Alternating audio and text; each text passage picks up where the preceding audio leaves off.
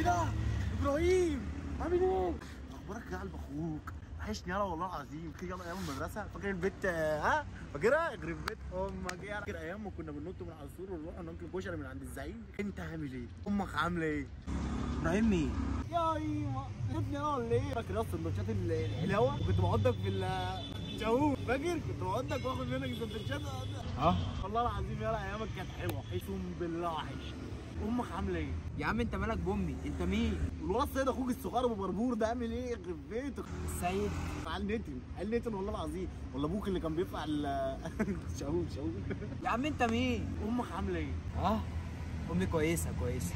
والله العظيم عيب عليك يا عم، طيب ربنا عيب عليك. عموما يا زميلي لما اشوف اخوك السيد ابو بربور بسلمني عليه وخلاص. امك بقول له اخوك عمو زقله بيسلم عليك. السلام عليكم.